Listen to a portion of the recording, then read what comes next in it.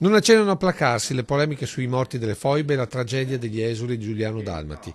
Dopo la presa di posizione negazionista dell'Associazione Partigiani di Rovigo e i dissensi sulla realizzazione e la distribuzione del film Red Land, ora è la volta di questo libro a fumetti dedicato alla tragedia di Norma Cossetto, la giovane italiana violentata e infoibata dai partigiani titini alla fine della Seconda Guerra Mondiale e insignita molti anni dopo di medaglia d'oro alla memoria dal Presidente della Repubblica Ciampi. Finalmente una legge dello Stato nel 2004 istituisce il giorno del ricordo e dice anche che le scuole devono approfondire il tema e allora la Regione con il suggerimento, la richiesta di Federesuli ha voluto dare questo fumetto Foiba Rossa nelle scuole medie del Veneto.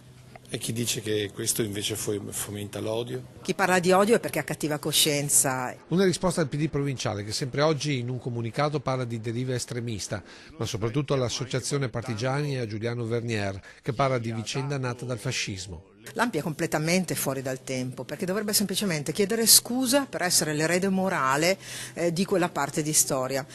Quando si chiede di condannare le leggi razziali, la destra l'ha sempre fatto. Perché l'ANPI non ha ancora avuto il coraggio di chiedere scusa? Assessore che non si limita all'Associazione Partigiani, ma chiama in causa anche l'ex senatrice montebellunese Laura Puppato, che più di documento storico parla per questo libro di strumento di propaganda. Puppato è veramente fuori dal mondo perché lei, femminista che dovrebbe difendere, ha sempre difeso dicendo a parole la storia delle donne, qui si tratta della prima giovane vittima del femminicidio in un modo barbaro. Puppato dovrebbe chiedere scusa anche lei.